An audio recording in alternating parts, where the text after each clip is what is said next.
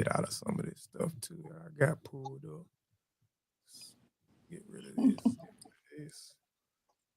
All right, let me see if we live on the YouTube end, and we gonna get it in. Uh, Yep, I see it, Coach. We live. I see it. yep. All right. All right. All right. All right. We'll be right back. Let me find my song. There you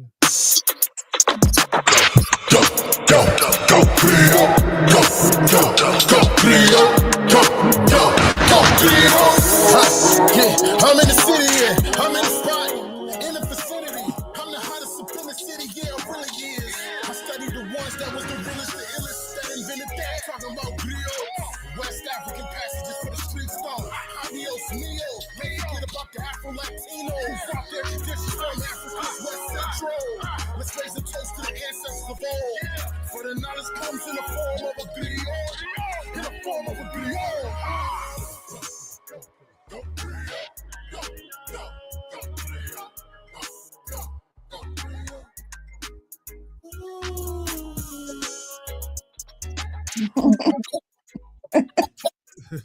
all right. All right. We be jamming over here, Miss Carol. You got to ride us. We be jamming. You probably gonna laugh all through the show today. But welcome back to the Griot podcast. Um, I am one of your hosts, Kofi Piche. I'll let my beautiful co-host introduce herself first, and then we'll go down the line. Hey, yo, what up, good and wonderful people? My name is Dr. Ashley Wade. I am a pharmacist. I own ADH Pharmacy Consulting. I'm also an author and a community and a literacy advocate. I love the people. I love to connect and collaborate. And that's part of what makes what I do, you know, impactful and great for the people. So, Sean P. Yeah. What up? It's your man Sean P coming in live. I am the host of the Sean P Experience. I am also a part of the Wonderful Griot podcast. I am also a part of the Truth Be Told podcast with Joe Dupree. Third time, 13 times self-published author, community activist, scholar, educator, avid reader. You know, you name it, we do it over here at the Griot podcast. Pass the ball to my man, the Red Ranger, the Thundercat. All right, all right. I'm Kofi Piche. I'm a writer, an author, an entrepreneur, a public speaker, a lecturer, uh, the host of the Warrior Scholar podcast, a co-host of the Griot podcast, um, magazine owner, amongst other things. Now, could our lovely guests briefly introduce themselves? We'll let Miss Carol start, and then we'll let Miss Jonnie introduce herself.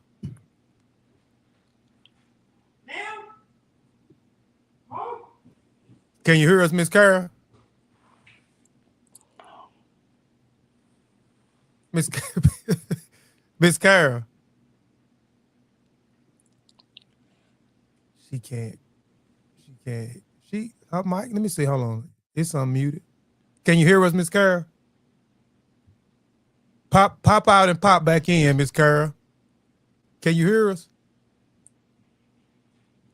Hello? Yeah. Okay. Go ahead.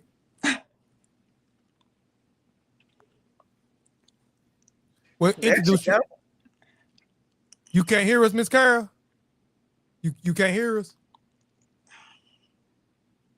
Pop back out and pop back in.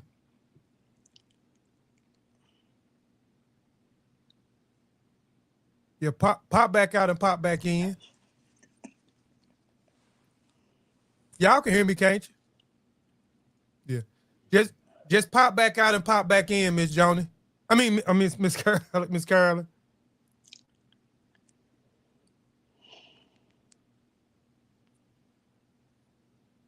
Yeah, she gonna have to pop back out and pop back in. Can you text her real quick, Jonnie, and let her know to just pop out and then pop right back in?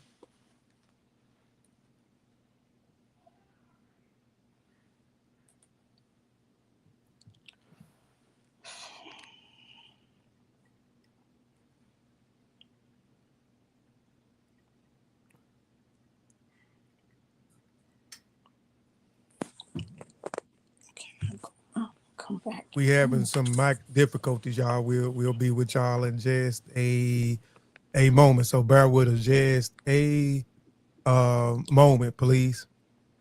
And then once you text her and tell her to pop out and pop back on, Johnny. Okay, you can go ahead and introduce yourself, Miss Johnny.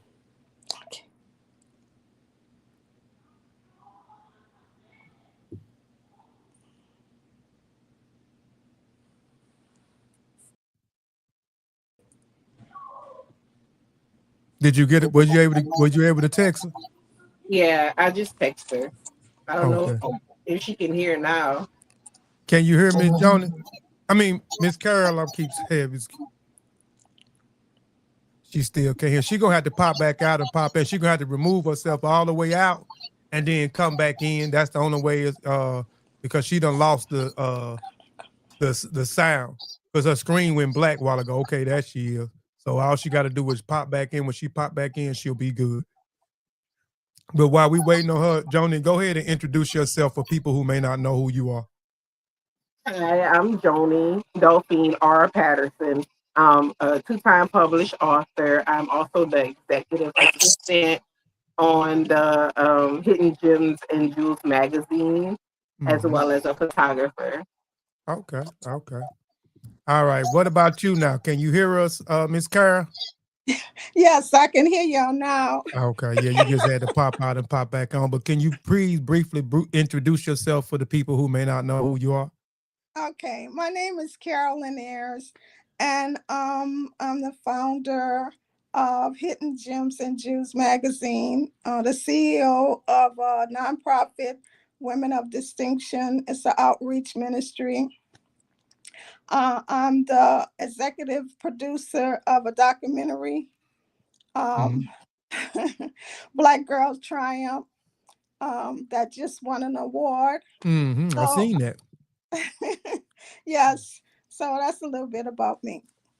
All right, all right, all right. So there you have it for our guest. Let me see if I can find it. I can't find it. Look at it. Let's give a round of applause for our guest today.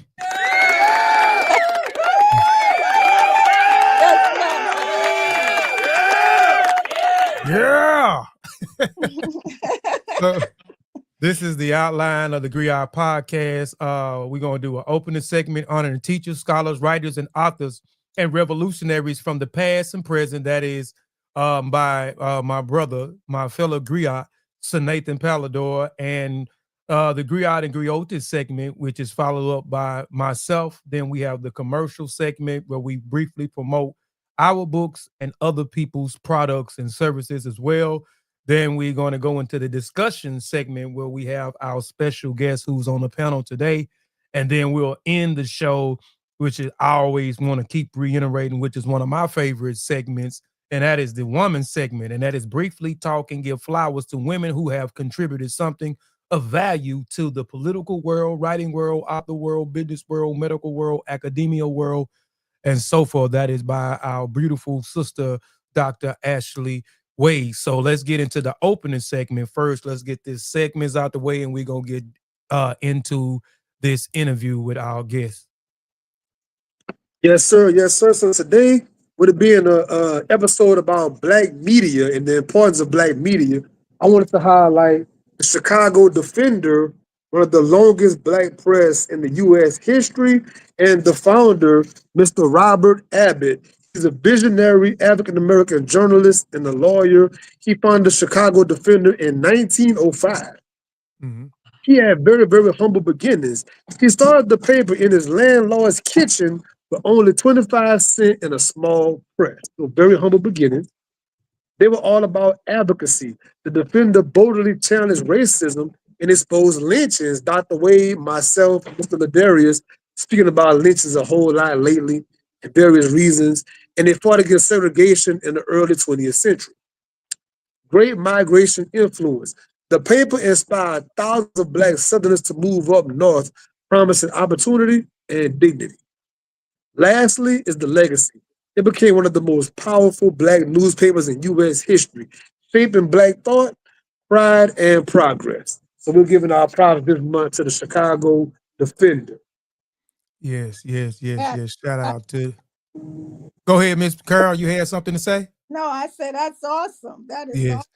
Yes. Yes, and and we're gonna get into that because most of in black media, you talking about the newspaper, like a lot of the criteria from the Chicago Defender, a lot of these other newspapers and magazines that we talk about later on in the segment all follow those same criteria. He got that from the Freedom Journal, which was published in 1827. The Freedom Journal, the founders of that was Samuel Eliot Cornish and John Brown Rochworth, which was the first black-owned newspaper publications in the United States in 1827, and then later on followed by these other different newspaper outlets and magazines. But we're gonna get into all of that a little bit later. But there you have it for the uh, segment by my brother. Appreciate that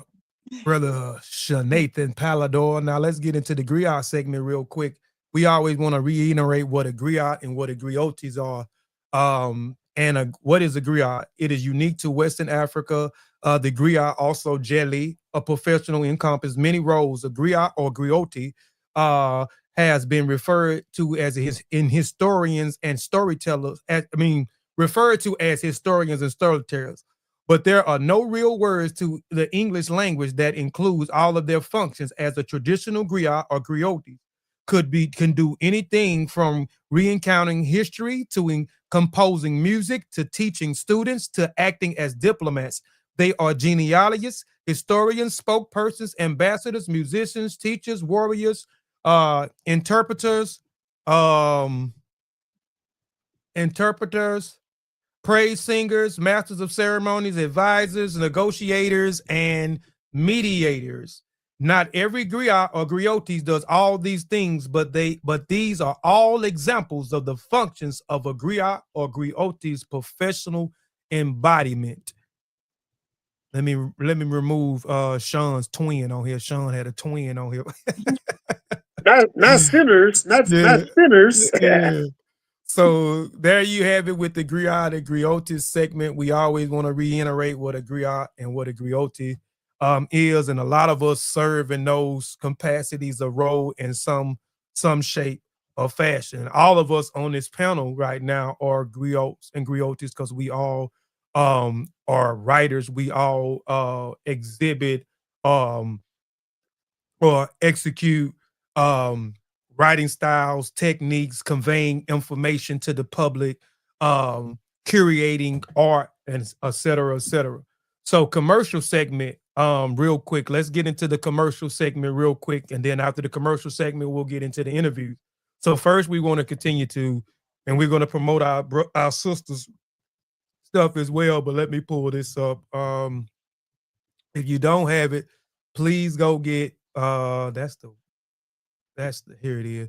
Go get the Acting on Your Dreams and Vision book that is written by myself, Dr. Ashley Wade, and my brother Shanathan Palador.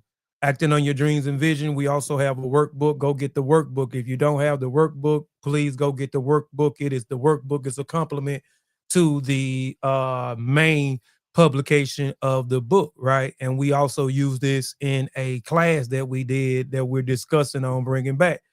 Also, if you don't like reading, which I hope that's not the case, get the audio book, Acting on Your Dreams audio book. It is narrated by D. Lewis and Flo Davis.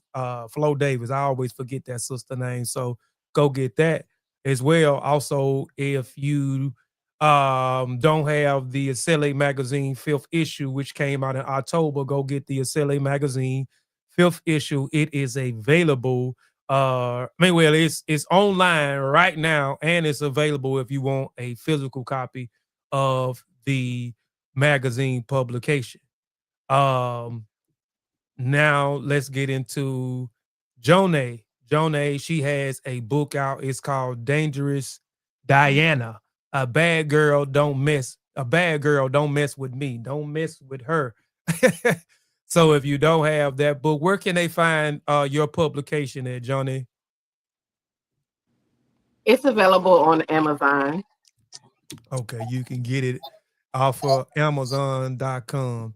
Um, Here is Miss Carolyn. It's a new dawn inspired to move forward. This is one of Miss Carolyn publications. Miss Carolyn got quite a few publications out there that I didn't know of that she has under her belt. Here's another one. We're not gonna get into all of their publications, but this is another book of Revelations. The time is at hand. Where can they get your publications from as well, Miss Carol? On Amazon as well. Amazon. Yeah. Okay, on Amazon as well. So these are seasoned writers, seasoned authors that we have on the panel today. Also, if you don't, they had a magazine that also came out in October as well. So go get their magazine, Hidden Gems and Jewels, Family and Business Matters. I know that's right. So it's also available online. So if y'all want to get check it out. You know what I'm saying? Get with Miss Carol and Johnny, and they'll direct y'all directly to where y'all can get access to the Hidden Gems and Jewels magazines and all of their backlog as well, right? We're gonna get into all their business with the magazine as well. So let's get into it. Let's get into the discussion. I don't know who want to start first with the questions. Y'all want me to start? Y'all want to start, and then we just get in line. So how y'all want to do it? Let Dr. Wade rock out first. All right, Lady ladies first. first. All right. Say less. Welcome. I'm so glad. I was just listening to and tapping into all the accomplishments that you wonderful, beautiful ladies have made. And I'm just so proud. That's the first thing. Thank you for your sacrifice and thank you for your insight. And that's the question I want to start with. For both of you, what prompted your insight to write and contribute to the Black press? I'm gonna let Miss Carolyn go first. Okay. Well, far as Hidden Gems and Jewels, I know that they have all these celebrities, and we hear about them all in the news. But except for maybe like American Idol, where you see some new talent. But I wanted to really express hidden talent that we don't see every day. So many people out there has these hidden talents, I mean great talent that we don't get to see because we see all this in the news, we see in social media. But there are some talented artists, musicians, writers, and that's why I wanted to reach those people. And so that's where that was birthed, hidden gems and Jews, because we got a lot of those hidden gems out there and Jews out there. So, but I want to just give a shout out to Joni. I was just talking to the man of God and who's over this podcast about her. She is a diamond. I told her the $1 million woman. She don't know that, but I'm telling you, this young lady, this is a diamond. Mhm. She I'm so happy to have her on my team. She's gonna go far. You How just did y'all meet? she's gonna go far. We're cousins. Ah, Yeah. So what else, woman of God, that you want to know? have you always been a writer and a reader? Some of us have been reading, at least reading for since teenage years. So I'm curious, have you been writing for your life? You've loved to be a writer, or did you fairly recently get into writing? Tell us about that. Well, like the man of God said, I have a lot of books out there, and I write because I write like I teach classes like you all do.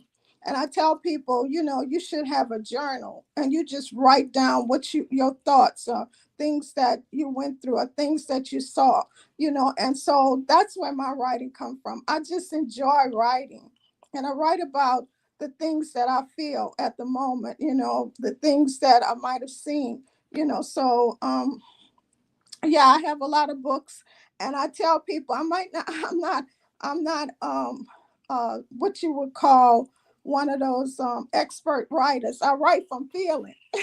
You know what I'm saying? So don't take what I'm saying to heart, because this is what I feel.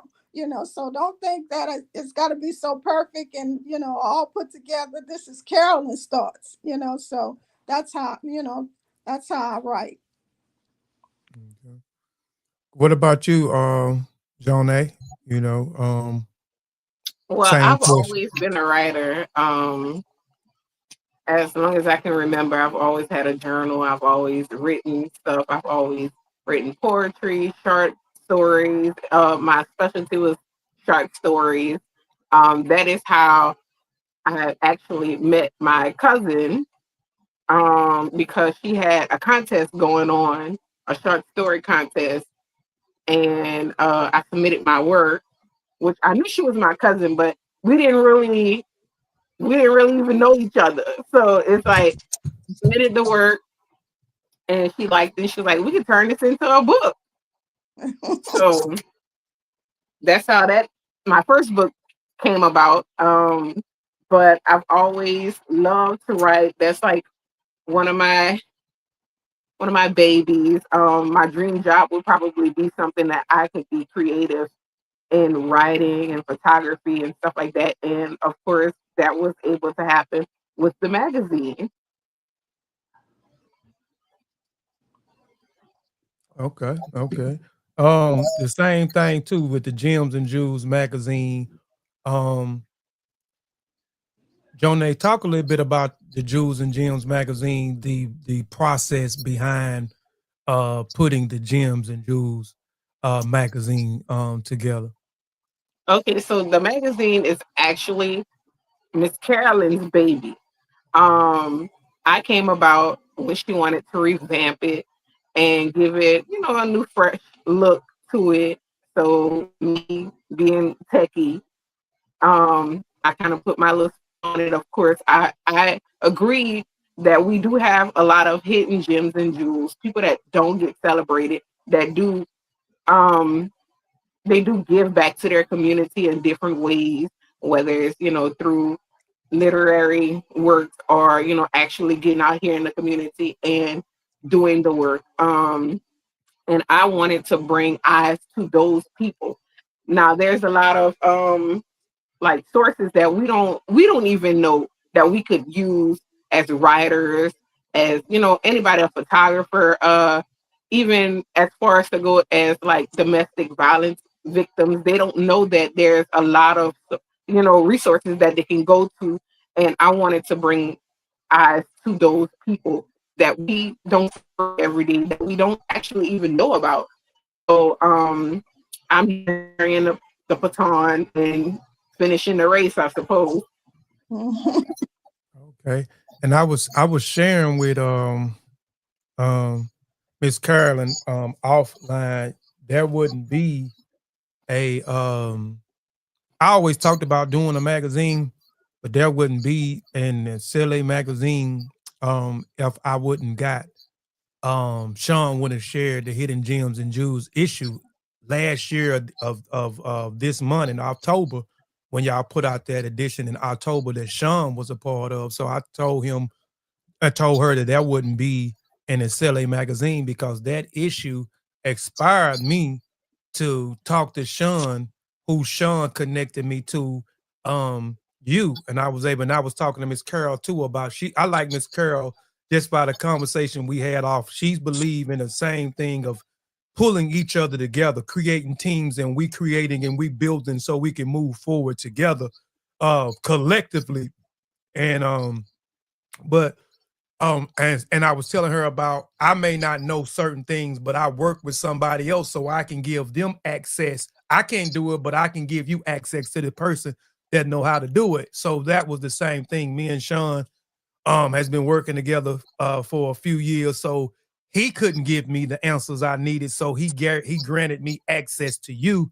And I appreciate you for allowing me to talk to you for a little over an hour. And I got a lot out of that. And that what transpired and birthed the Asile magazine. And the following month, after talking to you, Asile magazine was birthed and the first publication had came out. So I appreciate both of you sisters for putting out and a magazine and showing us, how we can do it. So again, I greatly appreciate y'all for that. No, thank you. Thank you for having that idea and actually running with it and actually reaching out to me so that I could share the information that I have with you. Because I'm still new in the game. That was my first time actually even putting a magazine together. So we was learning together. Oh, what? Oh, no, wait a minute. So that was your first issue that you had did when y'all revamped it? The one Sean was in? Wow. Okay. Wow. See, Tanya, Yeah, you understand why I said that's a bad girl. yeah. Bad girl. Yeah. That was an incredible first time. That was an Yeah. incredible first time. Yeah. Oh, thank you. Thank you. Yes. I didn't know that. I thought she was already doing some and got some under her belt. And wow, I didn't know that. Wow. Yeah, that was my first time. That was actually my first time ever using Canva. My first time doing a magazine. Yeah. What? Okay, so for the audience watching this that don't know, last year, so I was a featured guest in their magazine. So Sister Jonnie met me in person. We sat, did a whole interview together. We also met and did a photo shoot. Like she did the whole every rooter to the tutor process. It was an amazing experience as a guest. I was blown away as a guest on their publication. Wow. Who would have known all of that would have happened from a dog bite? Yes, that's how it really started, Kofi. So I had a hospital job at the time, and she was there because were you the victim or you were just there with somebody? Yeah, I was the victim. My dog bit me, and my little pinky finger didn't want to stop bleeding, so I had to go to the emergency room. And that's how we initially met in the emergency room. Wow. Oh. I didn't know that neither. Thank God for that dog. Thank God for the dog. Yeah. Yeah, that's all right. All right, that's all right, man. But go ahead, Sean, if you got anything for the you on mute. You the muted yourself. This question for all three ladies, including Dr. Wade, because you're a Black woman in this space, right? So what does it mean to be a Black woman with a voice in media right now? We seeing what's going on. A lot of major women are being taken off the air, off of their news networks. They're losing their platforms. What does it mean to be a Black woman in media right now to you? Well, for me, I was just talking to the man of God earlier before we all got on here. And for me right now in this, space that we are in right now today, I feel like we need to be collaborating. And that's what I'm working on. I have a team that's working on that. I was talking to him about that. And for us to put our face out there, the administration is trying to put us in the background, but we have moved forward from that. We can't go back. We got to move forward. And I think that my motto has always been that we are bigger together. And so that's what I'm trying to do. I'm trying to build a collaboration where we will put on this huge production.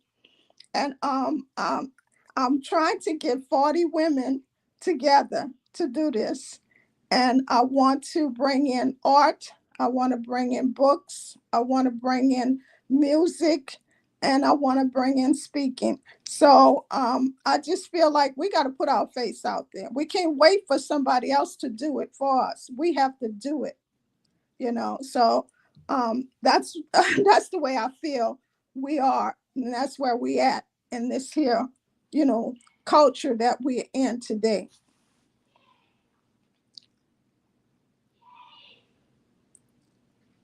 You on mute, Jonnie. I think in the time that we're in right now is just important for us women and well, especially Black people. I think it is important for us to stay positive Yes. and spread positivity, not not engulf ourselves in the negative stuff that's going on in our country and the media. I think that we have to just keep our feet planted on the ground. The skin might be dark, but our light is definitely bright. And we Yes. cannot be dim. So yeah. Okay. I agree. And the biggest thing that it makes me feel, I was just thinking, I'm glad you asked that, Sean, is it makes me feel powerful, especially coming from a person that's a scientist. I'm typically a type A thinker. The ability to be able to give insight and provide insight into the community is something that relates power to that response, because there's so much coming at us all the time, so many different ways. And a lot of times it don't even be truth.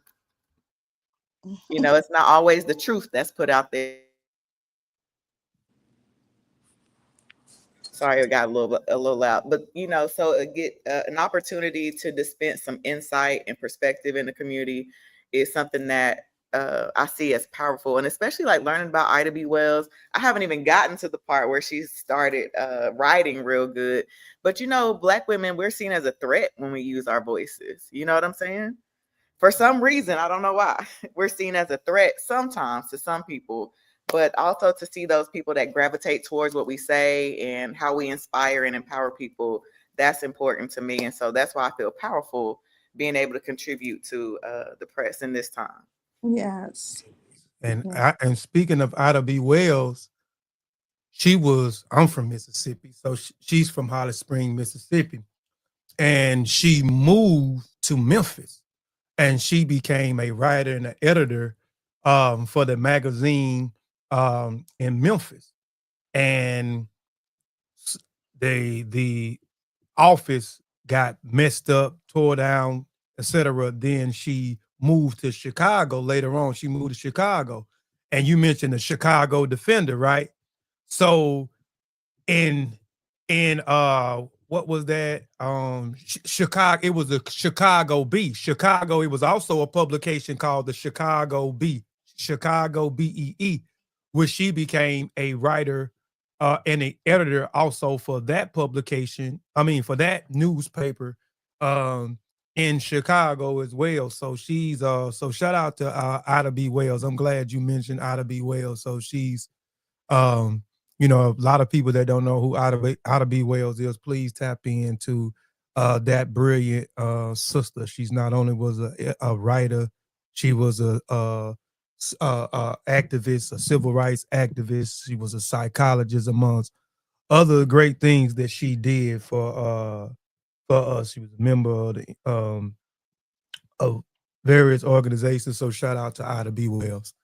But I wanted to drop that a little bit, about Ida B. Wells when you mentioned her being a writer and some of her contributions in the space of these newspapers in Memphis and Chicago.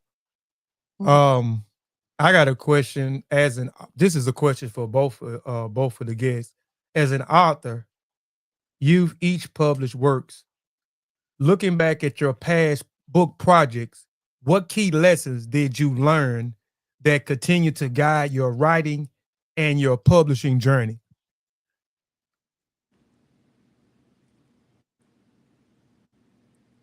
Joni, you could go ahead. Well, I'm not as seasoned as Miss Carolyn. I only Mhm. have 2 books. Uh-huh. I'm a little dog. But Mhm. I will say that I've learned a lot from my 2 books. One, everything got a price. Everything has a price. Mhm. So for me, I love to learn. So I've learned how to format my own books. Um, and I've learned to outsource some things like editing and alpha reading, beta reading, and all of this and that. Mhm. Because if not, I still would have had to pay a price, which would have been my time. Mhm. Right. So I've learned that. I guess that would be like the administrative part of writing. But also, I've learned that if I turn writing into a job, it no longer it's not fun for me. I Mm-hmm. can't be creative. So I have to take it as it comes. When I feel like being creative and letting it flow, I write. And when I don't feel it, I don't. Mm-hmm. It's simple like that. I'm not gonna be complex. I've been to workshops where they're like, oh, if you want to write a book, all you gotta do is this many words in 30 days, and there's a book. I can't do that. My book it's not gonna be me. At the end of the day, it's gonna be forced work. My process is my process. Mm-hmm. Thank you for Yeah, sharing that. yeah, I agree with Joni. Like I said, all the books that I wrote it out of just you know, like this is my joy, my pastime. It's not like Joni said, you don't want it to feel like it's a burden, because you want it to feel like it's something that you enjoy doing. So that's why, like she said, journaling come in. You write down so you can go back and look at it and say, oh yeah, I wrote this down. Yeah, I might want to expand on that, and then a book might come out of that. But you don't want it to be a burden to you. It should be something that you enjoy doing, and something that you really want to share with your audience. So that's what I've gotten out of writing, that it should be something you enjoy. Mm-hmm. Go ahead, Sean. Let's kind of like stay here for a little while because everybody here are writers. And let's talk about keeping the joy in writing. Something that myself and Ladarius talked about just 2 days ago was about being on fire to write. I love whenever I feel like, man, I can't wait to get back to the laptop. I can't wait to get to the keyboard. Like I'm on fire to do it. How do you keep on infusing that in your writing is the next thing I would ask everybody here that's writing. Well, I think it's about having something that inspire you. Something that you think, oh wow, this is touching for me, and that you want to expound on. To keep that fire burning inside. It's got to be something that's just like he showed that book, in Revelation. That was something. I'm an average Bible reader. I'm a minister, so I read my Bible a lot, but if something in the word, that God laid on my heart and it inspired me, that keeps that fire burning. So certain things that inspire you, motivate you, then that might spark that book. You know what I'm saying? Mm. Yeah, I definitely agree with that. I writing for me is it's always a joy for me. I've have my in the past I had my ups and my downs where I'm not motivated. I may not write, but these last year and a half, I've made it my mission that I have to write something every day. This is something I love doing. I love reading and I love writing. So just jotting down a few things. But like for example, I'm always right. I write about stuff that inspire me, or stuff that I see that gives me an interest that I don't want people to be led the wrong way. So I write something to combat that instead of arguing with a person. And then just last night, my plans changed. I wasn't planning on doing too much writing at all. So I said, I'm a night owl. So I said I was going to go to bed for me at 1 o'clock, which is not normal. But I said, I'm going to go to bed at 1 o'clock because I wanted to get up. I wanted to get up. I wanted to go run. Then I wanted to come back and then wash one of my cars and then take a shower and then relax until it was time for the podcast. But I walked yesterday, and when I'm in the environment, I might talk about certain things, that might spark my interest at a time of a conversation I might have had. So the conversation I had yesterday when I was talking about unplugging from the Eurocentric matrix and then plugging into your ancestral power. So I talked about that and what that looked like and detailed a little bit about it.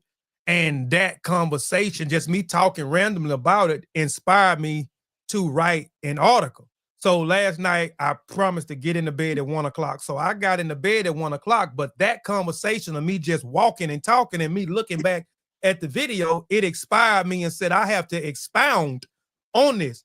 I'm not going to do a book, but I can put out an article, a 12 to 15 minute read where somebody can read and it doesn't take them all day. And I can expound and go a little more in depth than what I was talking about when I was having the conversation as I was walking. So that inspired me last night to lay in the bed. I didn't want to get up, come back in my office or grab the laptop. So I grabbed my phone and went straight into my notes. And I started writing for 2 hours, an article, just writing, started the outline there, actually started writing for 2 hours, and it ended up to be about 4:30. I said, well, let me lay down and go to sleep. You know what I'm saying? I'd have missed me going to bed at 1 o'clock, but I definitely agree with you, things that inspire me. So a lot of times for me, when I'm putting out a book, it's something that I've read that inspired me, something that someone has done, or their good deeds that inspire me, or someone, even somebody bad deeds that they does. What I mean by executing and conveying misinformation or misleading or dangerous information to people. So that inspires me to write something to combat that, to lay out all of the evidence, because this person was misleading and coming from one sided. So I'm gonna give you both perspective, and I'm gonna give you all the evidence, and then you come up with your own conclusion is what we should be doing. So I definitely agree with what she was saying. Kofi be on 10 with that balancing act. He be like, I'm gonna show you this and I'm gonna show you that. But what gives me joy is meeting people and listening to the conversations and being around events, community events that are going on, and seeing what is missing. Kind of like what Kofi's talking about. What do we need to hear? What are people talking about? What's on our mind? How are people digesting things? And and then the joy comes from being able to put my razzle on what I want to say. You know what I'm saying? Again, especially coming from the scientific end, everything is mostly regurgitation, memorization, that type of thing. But I feel like what brings me joy as a writer is like the application of things learned, and then putting my little razzle on the delivery. That's right. And that brings me joy. Yes. Yeah. Yeah, I just feel like writing has to have some joy in there, you know? Yeah, definitely got to have some joy. It definitely got to have some joy. And what about you, Sean? You asked the question, but you know, you a writer, you an author. So what about you? It's funny because people always ask me about writer's block, right? Writer's block. Every book I write, people ask, what's the hardest part of the book? What was the hardest chapter? And it's like, it's a hard question because, like, luckily so far, I've never experienced writer's block. Like, everything I want to write about in this book, I'm on fire about it. I'm excited about it. First of all, it's about my literal life I've lived thus far. So first of all, it's my life experience, it's my perspective. There is no wrong in it. It's my life. And then the gems that I'm giving, the jewels, the principles I'm laying on top of it, and the icing on the top, man. And I really love to see myself develop as a writer. I love seeing myself develop in my flow, in my format, and what I'm doing. So, like, all those aspects is exciting to me. But that's joy within itself, just seeing myself grow every time I write.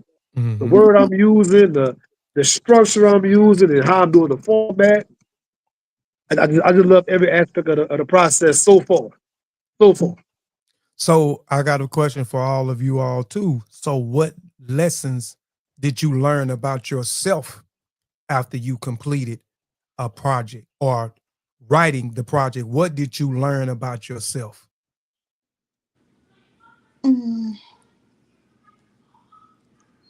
For me, something that I can do. Again, I was the person in school from pre-K through high school. I barely and rarely ever made the honor roll. I never made the principal list. I was never in the AP classes and the honor classes, like none of that. My whole time in school, I like never did homework. I never would sit down and study. I wasn't the guy sitting there reading books, like none of those things. So for me to write a book from front to back and complete it, that proves a lot to myself. But then completing it, that was a lot thrown to myself anyway. Yeah, that was awesome. That's yes. Yeah. Well, for one thing, I think writing a book, I don't know about you all. I mean, it takes patience, you know, to get from the beginning to the end, you know. So I think for me that you know the patience of it. Mhm. Okay. Mm, For I think me, I think it's I think if I'm not mistaken, I think I am the only person that does creative writing in this panel. And you guys are like more of inspirational and educational writers. mhm, But my book, Dangerous Dana, and the second part of the book is both what you would consider like thriller or urban fiction. So mm, for me, it was more of like character development. That's something I learned. But something that I learned about myself is that I can definitely stretch my creativity enough to complete an actual book. Because like I said before, I am more of like a short story writer. Like most of my work would have been maybe 300 to 500 words, and I was done with that. Like you couldn't get anything else out of me outside of them 500 words. Yeah. mhm. I'm a creative writer myself. Congratulations. Congratulations. You know, Thank and you. I was trying to show the book, but I wrote a children book back in 2020. It's called The Kalawaz Trip to the Motherland, Education and African Music. And so I wrote a children book around the Gullah Geechee people that's in the Sea Islands in Atlanta and Florida, and based on a true story of them pilgrimage back to Sierra Leone um, in the 80s. So I took that story and twisted about a young girl named Kalawa, which also is a Gullah Geechee name, and her father took her back. Her father went to that pilgrimage and then came back and vowed when he had children he would take his child back to West Africa and she would learn about different music instruments and learn about the culture in West Africa. But he ended up taking her not only to Sierra Leone to learn about her roots, but he took her to Mali, he took her to South Africa, he took her to Burkina Faso and some other places. So it's like a children book, and she just learned about the importance of music and why music is an important element in African culture, and it's entrenched in everything that they did, and using drums as a form of communication, which was the first form of communication, especially when we got over here in America. And well, a lot of our ancestors was enslaved. They used the drums to communicate to other different plantations. So just her learning about those different instruments. So I have done some creative prop, but it's a lot going into it. I tried to rewrite another one, the Journey of the Hearts, the Kalawa love story. She's grown, but I had like over 50 some characters. Sean asked me to dial them back, and I started trying to dial them back, but I still hadn't finished that. That's a process in itself. It's definitely a process in itself of developing characters. But for Mm, me, I learned too. I patience was what for me was I learned about myself is I do have a lot of patience because like Miss Carolyn said that you got to have patience. You just can't start and then you'll be done with a book by the end of the day. You just got to have patience and you got to work through it till you get done with the projects. And it's a lot of processes and step that goes to writing mm, and completing a book. So for me, for patience, because I have always been a person that has never had patience. I always paid people to do stuff for me because I didn't want to sit down and try to figure it out. And if I did try to figure it out, I tear it up before I complete it because I ain't got no patience because I ain't finishing it fast enough. So definitely for me, patience was something that I learned.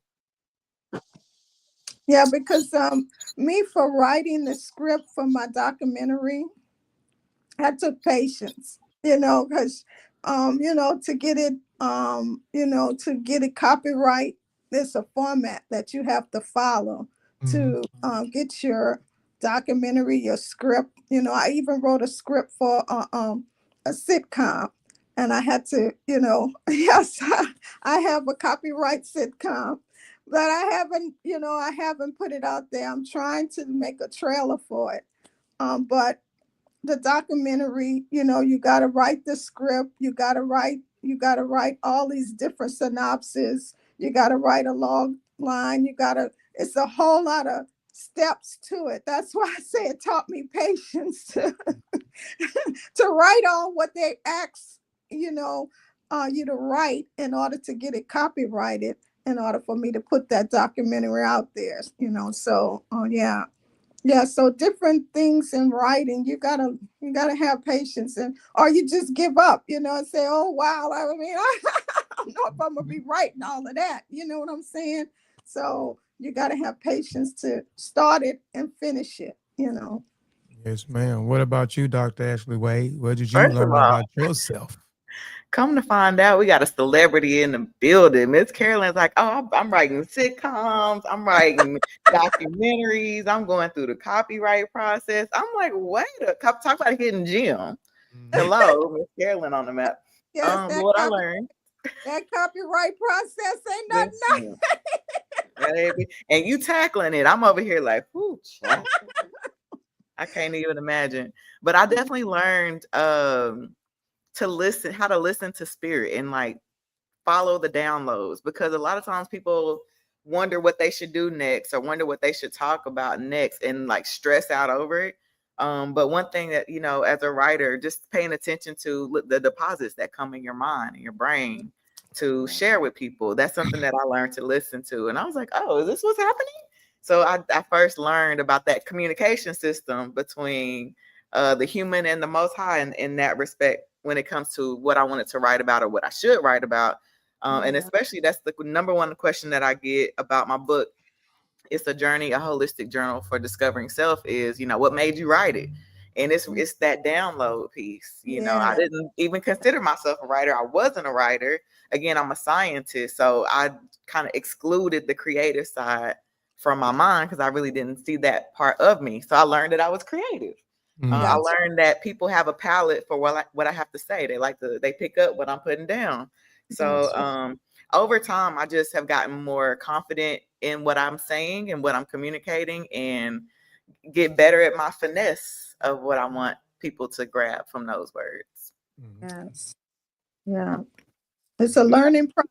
Like you say, a learning Because everybody writes different and everybody uses their voice. It would be a disservice, speaking of the Black press and media, for us to all copy each other. That would be a huge disservice to the community and the culture. So finding those things that make you unique and putting your razzle on it and standing on that with confidence is something that I definitely learned from being a writer. Yeah. So, But to cut you off, but like Joni, that creative and and Mr. Coffee, the creative writing is fascinating. When they could do that creative writing, and it's just like she said, mine's is more motivational, inspirational, whatever, but that creative niche, that's awesome. That's a whole nother part of the brain. And even like Kofi, I didn't know that you were thinking of writing a book like that. It reminds me of the Kimoni Legacy, Sean P. You remember that book? I can't remember the gentleman's name, but he had a ton of characters in there, and they each had a whole personality and a whole storyline. And it was a big old book. So that's what you plan on writing, Kofi? Like a 700, 800 page book? No, where the children book already out. Kalawa's Trip to the Motherland, it's already out. I put it out in 2020, but yeah, I didn't want to do the Kimoni Legacy. That's just too big of a book to be trying to publish in, because it's got to be cost characters, and that took me. You said it's got to be cost effective too for me. Like, it's got to make sense for me when I'm writing something. It's got to make sense, and it's got to be cost effective. And writing a book that big is not cost effective. I'll be losing money to write a 600 to 800 page book because now I'm looking at the cost of the book. I'm looking at how much each page is gonna cost, the color, the print, the glue, all of that stuff. So it's gonna be, so I will have to, in order for me to make a profit or make my money back in the investment, I will have to, price gouge the price, and I don't want to price gouge the price because ain't nobody gonna buy that. No way, because it's too high. And then nobody's gonna buy it now at this day and time. Maybe some of us on this panel, because we're not intimidated by textbooks that's like that has that many pages, but everybody is not a reading 700 to 800 page books. You know what I'm saying? Some of us enjoy that, but a lot of people not, so, we got to be more strategic now when we're writing. So we got to write smaller books that can be digestible, and it doesn't take a lot of people time to read these books. You know what I'm saying? Get in, say what we got to say, or create what we got to create, put it out there, let people get it, let people digest it, and then do whatever it is that they want to do, receive whatever it is they trying to receive out of the book. So it just got to make sense, for me, and it needs to make sense for a lot of people in this day of time, because we in the microwave age and everybody has a short attention span, and then a lot of us don't want to read. So now we got to make it interesting for people to be able to read. So now an author and a writer has to be a content creator now too, in order to get people to, buy into, because people may not believe it or not, I'm not really a people's person. I really don't like fooling with a lot of people, but I fool with a lot of people that has the same common goals and interests that I have. But I understand, in order for me to sell myself to people, or sell a service, or sell a product, I have to be a people's person. I have to mingle with people. Then I have to update with the time. So I don't be wanting to create content, but I know that I have to create content. I don't want to post. I don't want to go to these different places, but I have to do these things because I'm providing a service, I'm providing a product, and that includes meaning that I have to do these necessary steps, because now there's more steps. It's not just writing, putting it out, blah, blah, blah. It's a lot of other steps come with you selling yourself to get people to believe in you, and then once get people to believe in you, to trust you when they exchanging their money for your services or for your, for your goods, man. So it's a lot that goes into, being a writer and an author, you know what I'm saying, in these days and time. Yes. I have a question. So speaking of, first of all, Kofi, you're a good content creator. First of all, he was like, I gotta do this. I'm like, you're really good at it. First of all, but my question is, we are of the age where we remember the hardback body magazines, the Jets. Y'all can list them off. The Ebony. Why do y'all think? Why do y'all think what was the downfall of that? Was it financial? Did printing just become more expensive? That's a question. And the second part of that is, do you think we can bring that era back of like our physical copies of the magazine on shelves at stores and businesses? Is that something we can revitalize? What y'all think? I think we can. I entertained an ideal that I ran across Sean, and I'm still gonna do it, but I'm not gonna do it at this very moment, but I'm gonna do it. I'm gonna invest in a printing press. You remember I talked to you about this printing press I was gonna get for $15,000. So one thing that when we talk about Jet and we talk about Essence, Ebony, all these black magazines, and even newspaper publications that we had out, a lot of them was getting funded by other different people, right? So so they were getting funded by other different people. So when people lose interest in funding, or people fund certain projects, then it's like you sell a lot of your equity. Like some of these publications went out because the people that was publishing didn't like the way that the newspaper magazine direction they went into, or the magazine direction that it went into, because they are funding it. Even the same thing when you're getting grants. There are certain things that these people want you to do when they giving you their money. They want you to include certain things in that in order for you to keep facilitating money. So we have to be more on the entrepreneur side. That's why I'm saying we got to get in the mindset of teaching ourselves and our children. It's not okay to sell all your intellectual property to someone else after you build it. We have to create our own printing presses, because the paper is gone up. Paper, the glue, the color, the people doing. I mean, just so much other stuff is gone up.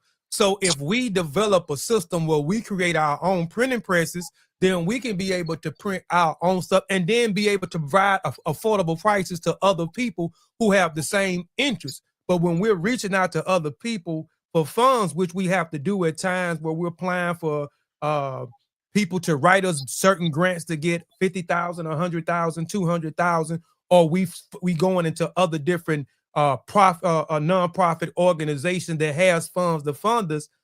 If they giving this money, but this is something that we want you to include into this. You see what I'm saying? So you losing a lot of your ownership where you can't speak about certain things. Like, you know, they might tell you, we don't want you, we gonna fund money, but we don't want you to speak about battered women.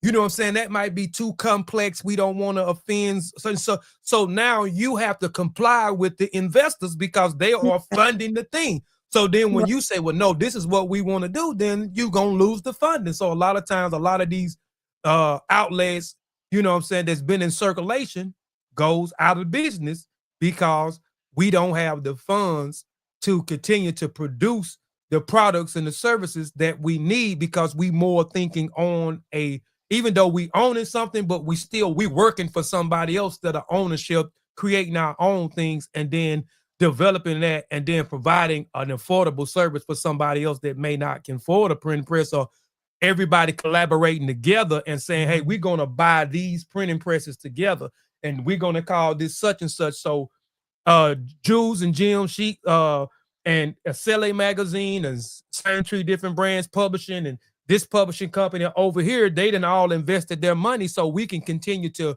own 100% of what we got instead of selling for 60-40 split, 70-30 split, because these people are printing it, you know what I'm saying, and then charging us for paper, puts name, and shipping it out.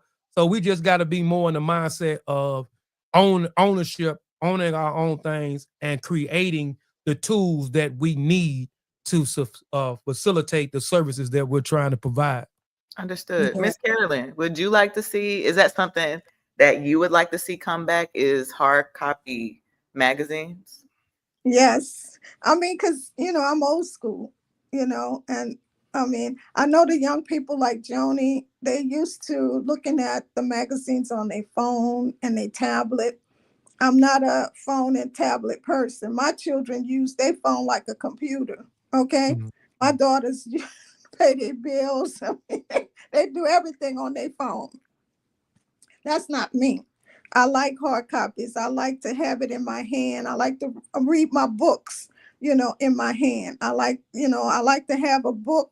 I don't want to read my book on the computer. Now, I do sometimes when I, may be tired. I have my Bible on my phone and it can automatically talk the scriptures to me. But when I want to really comprehend and get into what I'm reading, I want it in my hand. Because I like to mark my books up and I like to have that hard copy. So I would love that, Yes. Now, y'all, she's saying the young people like me, I am 34 years old. I am an auntie out here, okay? Auntie. I got some little hairs in the front right here. I ain't young. But I do like a little digital something. But I am old school. Whenever I am writing, I start off with my good little paper and my little pen. And then I put it on that, the laptop, the phone, whatever. But I also enjoy my good little hard copy of my books and magazines as well. And I wish that would be something that will come back.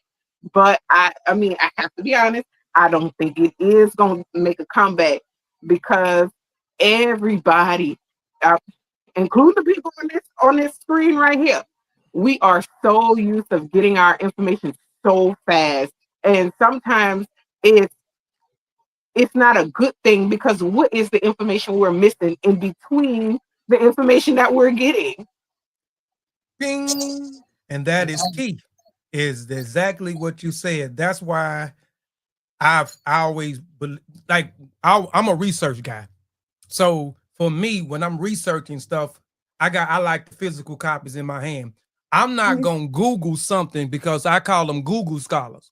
They'll get on here and they get the information fast, but there's so much in between, so they miss a lot of stuff. So when they go to speaking about certain subject matters, they don't give the full context of what's going on because they're getting cliff notes and clips of information real fast. So that's not that's not research. That's not proper research. And then you go on here and you Google something because you got it at your fingertips instantly, and you get it and you read something for 30 and 40 minutes, and then the Google scholars are on the internet regurgitating some information they got off of Google and didn't thoroughly go through what you said. It's so much other information in between what they read. They getting these little clips of information and then running with it and then not putting it in its proper context or in the full context of why certain things go on that. And but I like those individuals because they give me something to write about.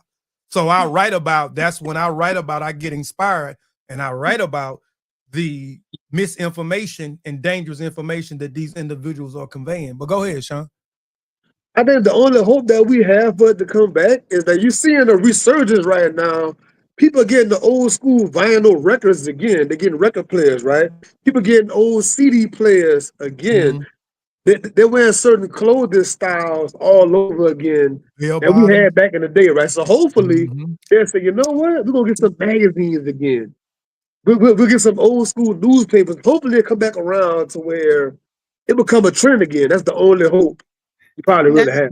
True. Yeah. And for a lot of these young people, because I'm a millennial too, I'm a little woman of age, but they're not even used to seeing our magazines on the shelf. We used to love getting in the line. That was our favorite part about getting in the line. We could look at all the magazines, but it just sucks to not see ours, but you still see those like gossip type magazines. You still see those, but it would be great. The Inquirer. Yeah, you still see those. Full of misinformation, but go ahead. But I think it's our visibility. And what are the hip hop magazines, Sean P? I forgot some of the Come on, man. The Source, Double XL. Double XL, Murder Dog, yeah, all of that. Just seeing those, you know what I'm saying? You get that visibility. Plus, it's all types of cultural pieces. People see folks that look like them, and just maybe we didn't really get to appreciate. We didn't appreciate it until it's gone, and now we're like, okay, we need to bring that back. But I would love to see Hidden Gems and Jewels and a Silly magazine on shelves. So I'm gonna just go ahead and speak that. I'm gonna light an incense to that. Cheers to that. Because then we could really, for those young readers, we could tell our stories and they would tap in. Because a lot of the young people are tapping out of like the social media. They're not even subscribing to that. So maybe for those people, they would gravitate towards it, which that's my little one of my next questions for the panel was about the level of illiteracy they have these days. The literacy rate is going down drastically. And back to the topic we just talked about, look at the old school days that anybody household you go to, any black household, they had Ebony magazine spread everywhere, Jet magazine everywhere, Essence magazine. You go in the bathroom, it was a stack of magazines outside the bathroom. Went to the barbershop, the hair salon, so like, wait for a haircut, you pick up some, wait for a haircut right quick. But you're always seeing words. But now we have a decrease in that, and now we see a decrease in literacy. Like, come on, man. It's just evident to me why that is. That's an excellent point. Man, that's an excellent point. I didn't even think about that. That's a good point, Sean P. I think we just need to really, really encourage our youth to read. I work with a lot of young people, and with the job that I do, they give us a lot of stuff that we have to read, but they don't necessarily read it. And they miss out on a lot of information, and sometimes it's stuff that they sign. So you signed this document and you never read it. I see that a lot. And then they miss these opportunities that could advance them in their careers or in their day-to-day life because they didn't sit here and read it. And then years go down the line and like, oh, I'm doing this. And that, like, did you not know that you could have gotten paid for the stuff you did because you signed a paper that said that you could have gotten paid for it, but because you didn't want to read it, right here you are missing on opportunities. Yeah. They said take a look is in the book. It's in a book. It's reading rainbow. And this is a good example, Sean P. You brought up a perfect example. So my little cousin, she's getting ready to start. She's starting back in school, and she has this assignment. And of course, I'm gonna support my cousin because I'm like, yeah, we gonna make this work. So the assignment is everything is clear, and she's like, now what do I do? And I'm like, see, that's the thing that we're missing those pieces. And here it is right, learning how to pick things out. And I think the way we tell our stories helps with reading comprehension because our Yeah. stories are interesting. We're going to talk about the streetwear, we're going to talk about what's going on in the community and the businesses, and we've got so much to share. And when we don't, and we only depend on passing people things and books that they are not interested in, to your point, John A, like they're not interested in it, then that too contributes to the decline of the comprehension. And then I was like, it's this, it's that. So I'm pointing it out to her, but I'm like, well, these are the skills that I feel like our work contributes to when we get it in their hands because they want to read it and build those skills that can be useful in adult life. There was also another situation that happened, I want to say a couple of years back in Texarkana, where this lady, she had a baby, and somehow she just signed a consent form. Speaking of consent and in the medical world, come to find out, after she had the baby, she signed where they could like take out her ovaries, or they could remove, it wasn't hysterectomy or fallopian tubes, that they could take out her fallopian tubes. She didn't even know. So to your point, folks don't read, and then boom, they sign right here, and your whole life can be impacted. Yes. Now, we're speaking on literacy specifically, right? But at my job, a lot of our staff in their 20s, they just graduated high school recently. I don't realize how many of them can't write, they can't read, and they can't type. So you be all the above. You can't read, write, or type. Like, how you gonna even function in this world? You can't do any of it. It's getting scary. They can't tell time on a regular. Why they can't tell time? Like they can't count money. It's going to a scary place. And it's so crazy because one of the videos a couple of days ago, walking, I was talking about reading and writing and how in our culture reading is not popular. You know what I'm saying? And reading, we can't escape reading. I don't care where you go in this world, reading is required in everything that you do. Jonnie made a point, and I made a point on the same thing. I was trying to give examples, advancing on your job or trying to get a house, someone to write a grant or to get a loan. It requires reading. To get a job, you fill out an application, it requires reading. So you can't escape reading. So what can we do to spark the interest to get everybody back on board to reading again? Because just like you said, Sean, the literacy rate has went down. You know what I'm saying? A lot of us are illiterate because we hate to read. And when I was saying on that video too, I can speak to certain people that look like us, and they'll look at me like I cursed them out when I asked them what was the last book that they read, or who was their favorite article. I mean, who was their favorite author, or check this book out, or check this article or journal out. They look at me like I'm speaking in another language and looking at me like they ready to whoop me. You know what I'm saying? Because I'm asking them to read something, or I'm asking them what was the last thing that they read. So Let's go to the opposite side of the house. We're all writers once again and everything, right? I went to an event here in Louisiana a few weeks ago. One of the greatest writers of our lifetime had an event here. It was a free event. A free event. You would think it'd have been packed out. You can't park the car. You better get there early and get a good seat. It was barely anybody even in there, bro. Like, we don't value that. We don't value these spaces. Now, if they had some drinking, some smoking, some other stuff going on, you can't get in the building. We love ignorant stuff. But something like that's to be praised. She one of the only folks to get the Oprah Winfrey book picked multiple times and National Book of the Year award winner from Mississippi, right next door. a sister, look like us. You barely even had us in the building. You had more of them than us at this event. It's like, man, it's crazy how we look at things, man. The importance on things is just totally backwards, bro. Yeah. Yeah. Yeah. Backwards. Yeah.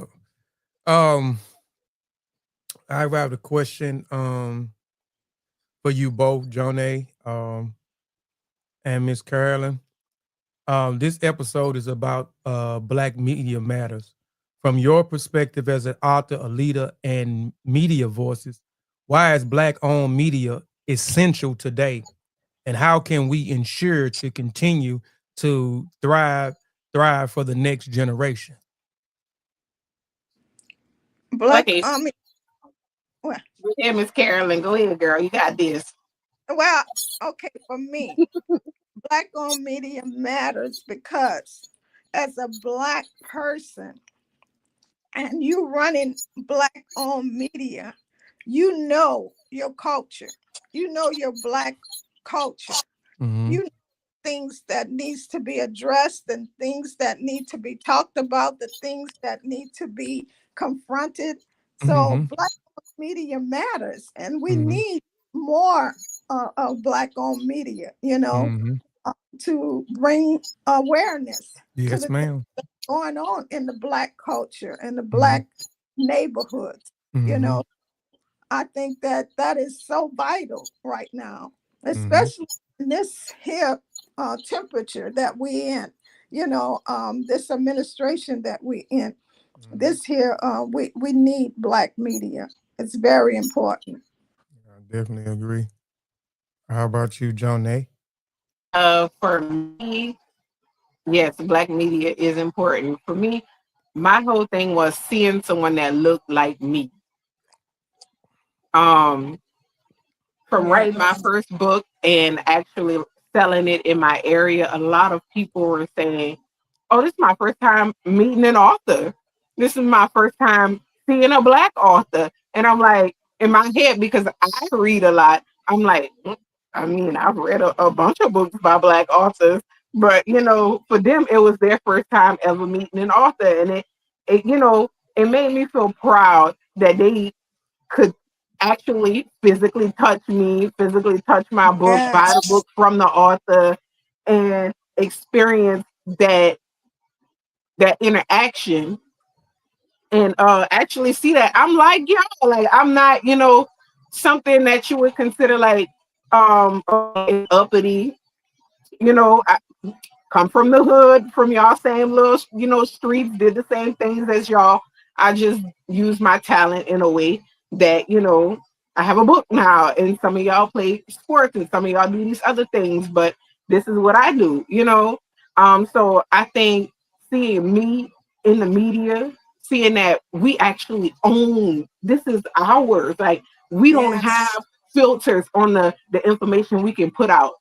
We can put out what is actually happening in our communities and how we can better our communities around us. Mm-hmm. Yes. Yeah, Yes. I definitely agree with that, and that's what the Black media was for. I'm gonna throw this up here. Um, let's see. Go ahead, Sean. You had something? Um, Yeah, especially being on the Truth Be Told podcast in the morning, is a real news heavy podcast. So therefore, it forces me to study the media way more than I normally would. And like for an example, the ICE out there in Chicago right now in the Black neighborhoods, things that they're doing. Looking at how it's reported on certain media outlets versus seeing Black people really reported with their own phone, showing you what's happening in their neighborhood, in their housing projects and things like that. You see that contrast, man. Even doing the Ferguson the riot and protest, seeing them report the protest versus guys that I know personally out there getting pepper spray, getting mace and everything in real time with their phone, showing you on Twitter what's really happening on the ground. Like we need those voices of what's really happening in these times that's going on, man. yep. Mm-hmm. Mhm. And Yeah. this is what these and I hold on, I dang show can't um see it, but these are what some of these media outlets, and what I have on here, I kind of have them in order. Like I have the Freedom Journal that we talked about, that was created in 1987, and they created this Samuel Eliot Cornish and John Brown Rushworm. They created this to tell our stories. They wanted to combat the misinformation that was told by Black people. I mean, that was told, combat the misinformation that was told, that people were saying about Black people. They wanted to report the real news that was going on in the Black communities, in the neighborhood. They wanted to promote Black businesses and Black excellence. So they combated like a lot of the things that you're talking about. Even, you get to the North Star newspaper in 1845, you know what I'm saying? Founded by Martin Delany. You know what I'm saying? If you don't know who Martin Delany is, go check I talk about Martin Delany a lot. Just wrote an article and mentioned him in 2 of my articles that I wrote about. But Frederick Douglass and Marcus Delany, the North Star in 1847. You had the Christian Recorder in 1551. California Eagle, 1879. This was in, I think this was in Los Angeles. The Philadelphia Tribune in 1884. You know what I'm saying? W.E. Du Bois was also involved in that magazine. Memphis Free Speech and Highlight in 1888. We just talked about Ida B. Wells was also a part of that publication. She was an editor and so forth in that magazine. You got the Baltimore Afro-American in 1892, that was in Baltimore. You had the Chicago Defender, Sean talked about early on in this program, 1905.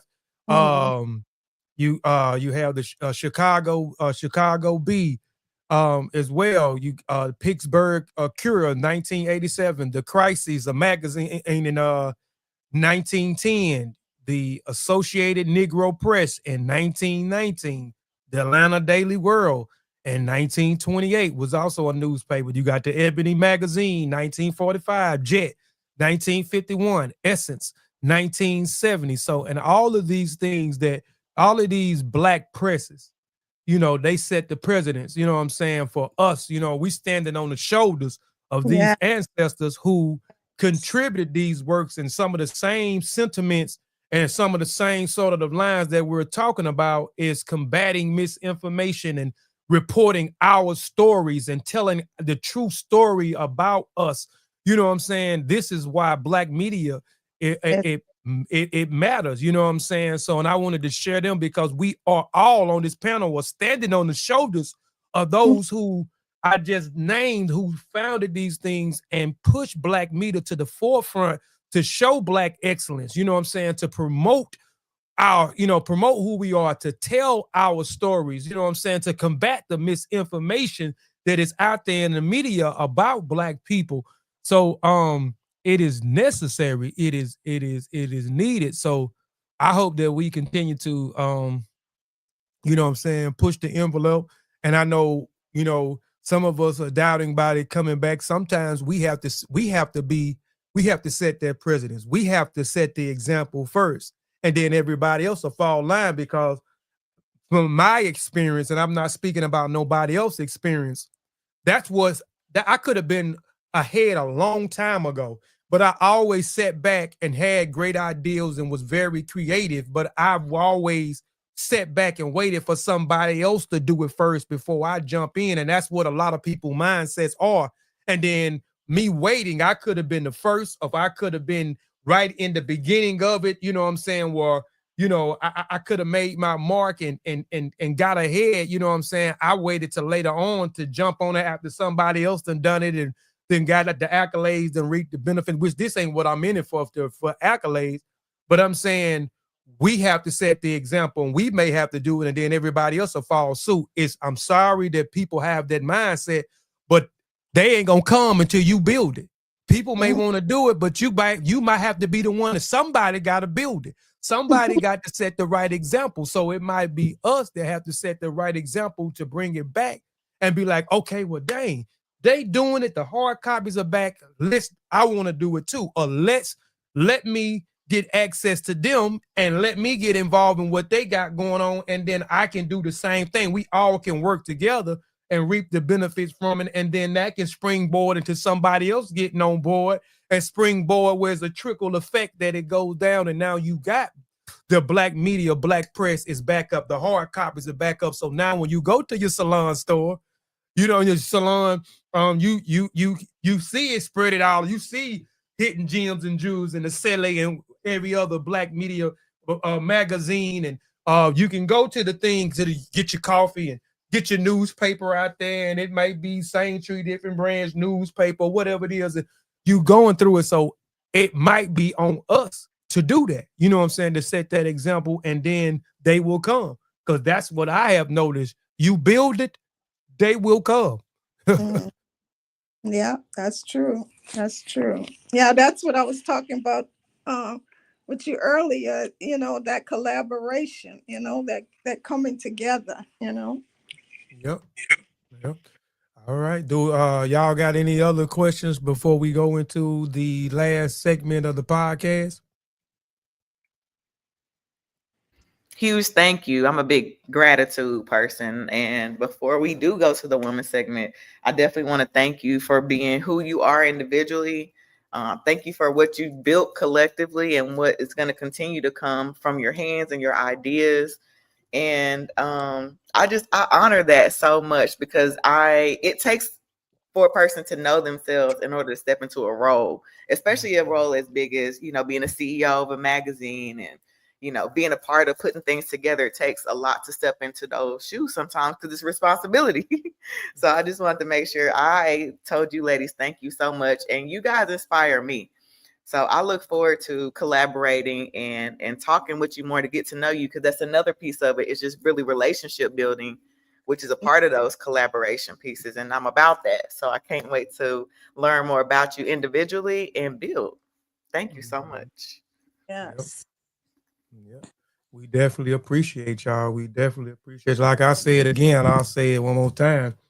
There wouldn't be no Acele magazine if I wouldn't have got the Hidden Gems and Jews magazine back in October. And we finna be celebrating our 1 year anniversary in November, because the first issue came out November the 1st, 2024. So next month we're putting out another issue, which will be our 1 year anniversary edition and celebration edition as well. So I want to thank y'all for putting out the magazine, you know what I'm saying, and y'all linking up with my brother, and he's sharing it and giving me access to Jonnie, and the birth of Acele magazine, came into existence, and it's still in existence to this day. Because I'll be honest, I was talking to Sean, and I was mentioning him when I said I'm gonna just test it out.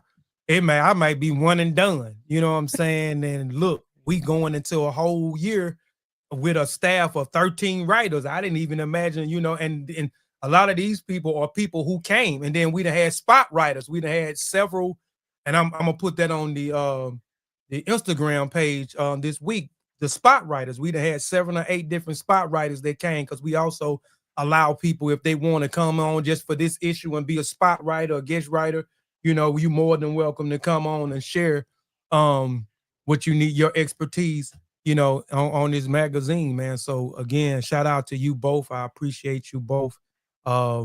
Continue to keep up the great work.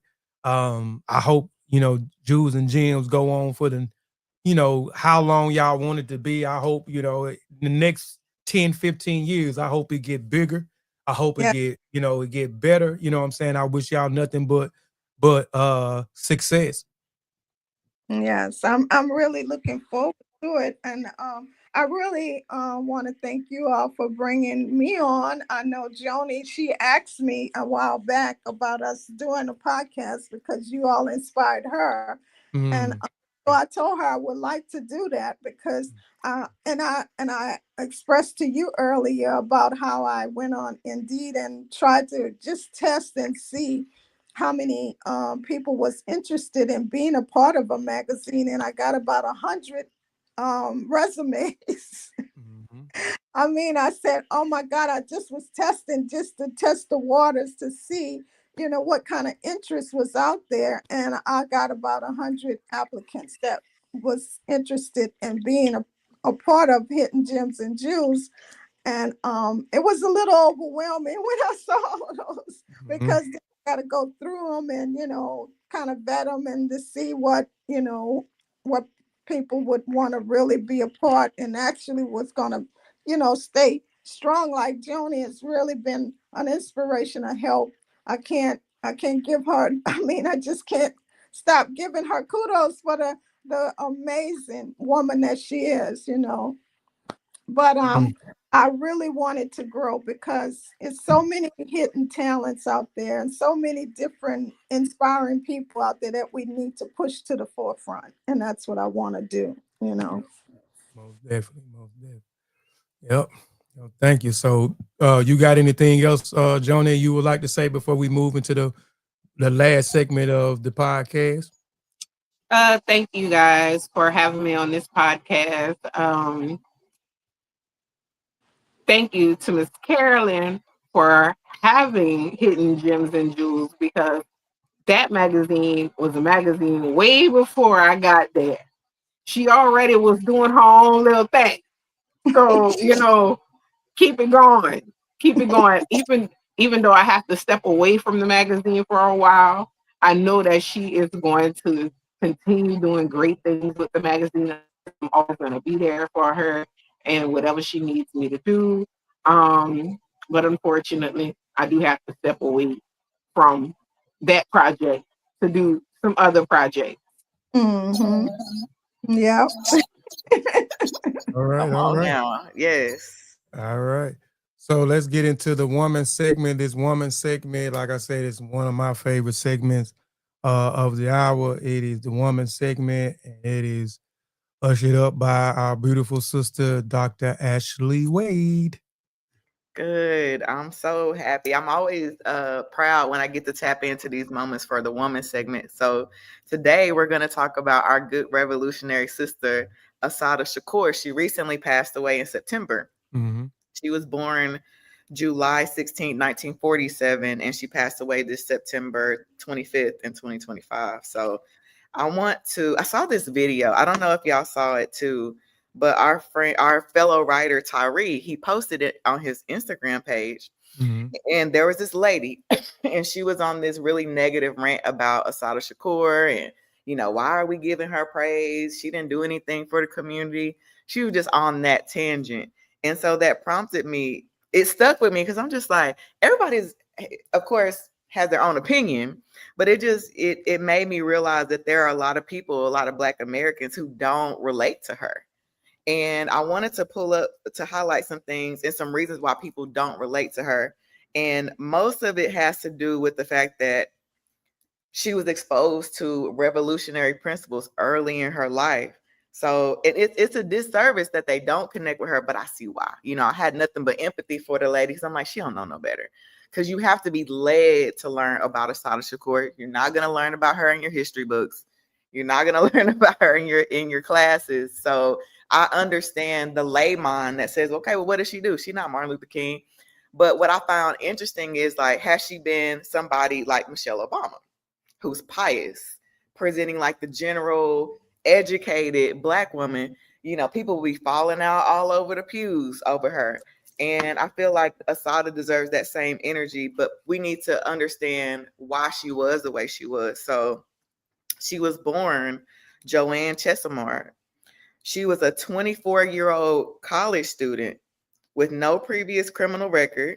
She was raised by a supportive family, but then at that same age, she allegedly became a serial bank robber, okay, a police killer, a fugitive of the law, and eventually becoming the first woman to be placed on the FBI's top 10 most wanted terrorist list.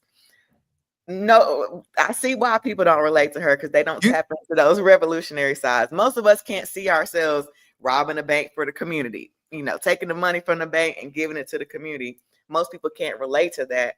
And even though, some people don't know how to honor her, to me, that's honorable. I mean, it may not be something that we could see ourselves doing, but I honor her for being that brave and bold and self-determined.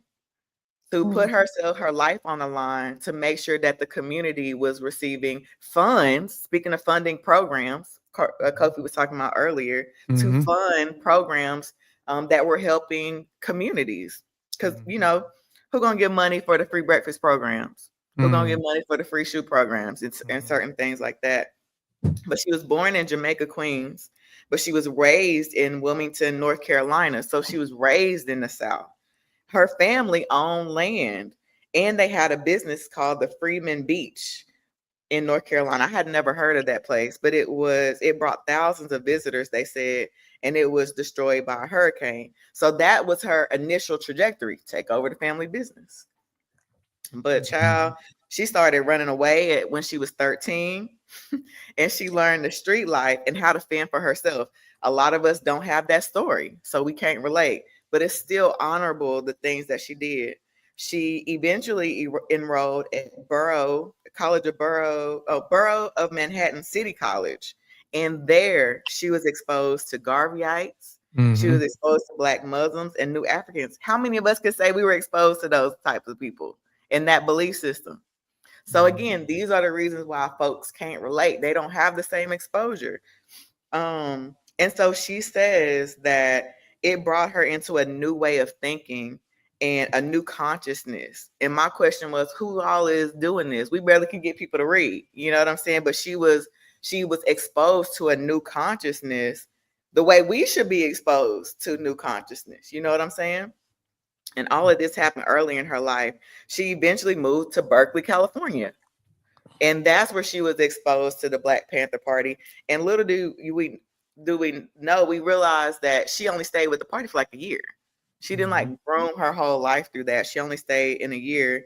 And she says, quote, "Of all the things I wanted to be when I was a little girl, a revolutionary wasn't one of them. And now it's the only thing that I wanted to do." So just seeing that progression, a lot of us are just now having that exposure to revolutionary ideals, defunding, and those types of concepts now in our later life. She was exposed to that early at the age of 24. So another part that I thought was interesting is they describe her as more of an enigma than a leader. So more of a mysterious person. And I love that on a Black woman. Come on now. To me, that's hot on a Black woman, to be mysterious. You can't quite figure her out. You can't quite pinpoint the, how and why she is the way she is. And I think that's a quality that we all have. We have a little sass that people don't quite understand, right?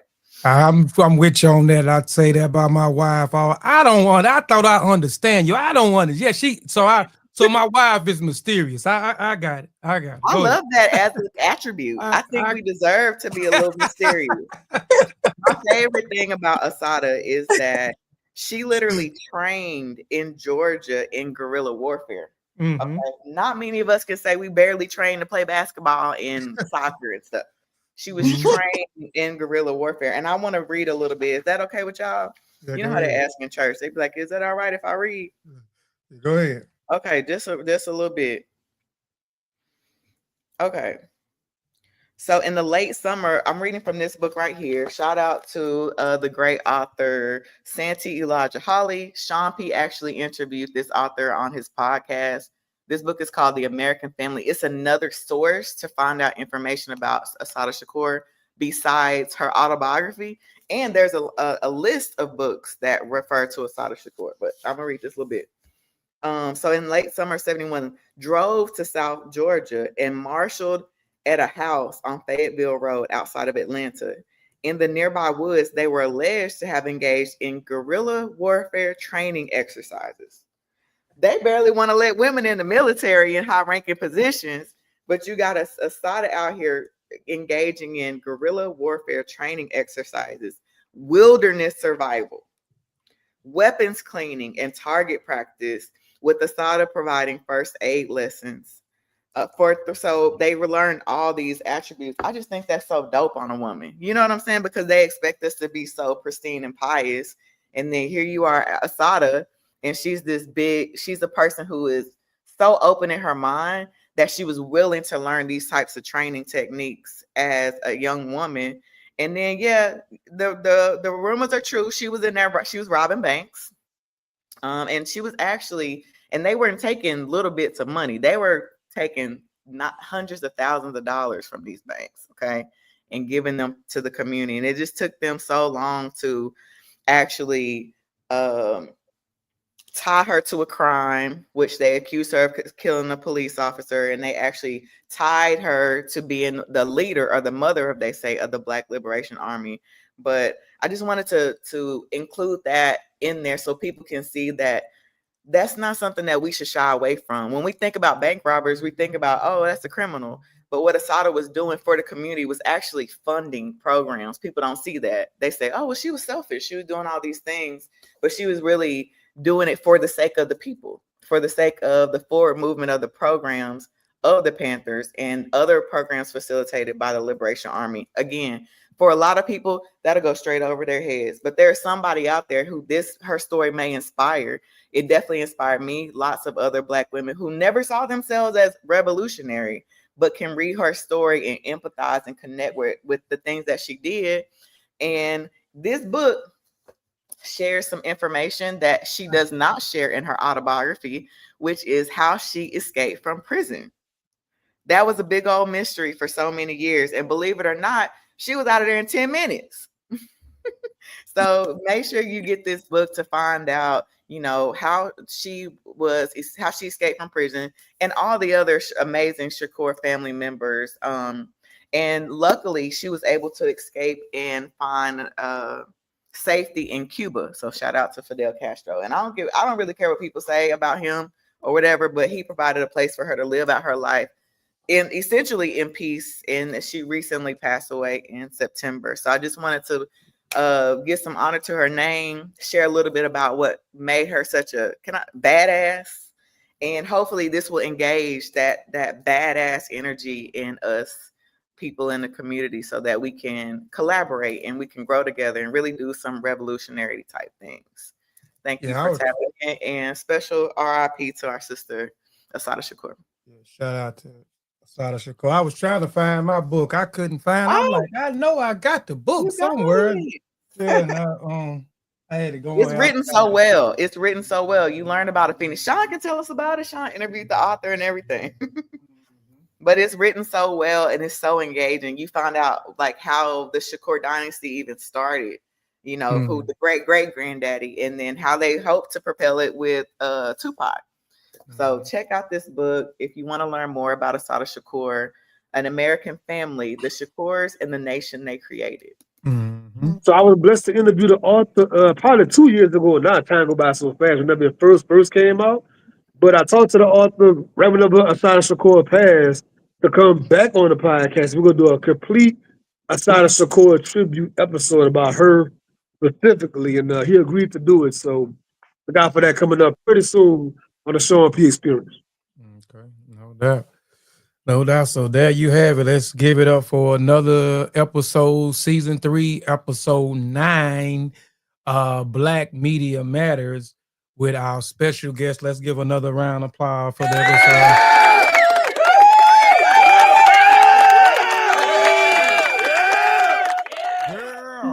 And it's 4:44 here Central Standard Time, so we love to clock that alignment piece. So this was right in line with what we need to say and how we need to present today.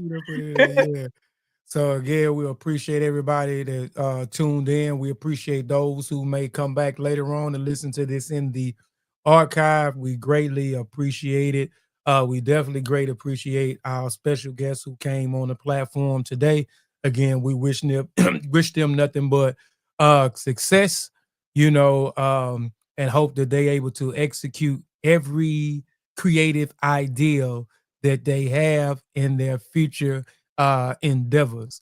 We out of here. We'll see y'all next time on the Griots podcast. Y'all have a great morning, a great evening, and a great afternoon.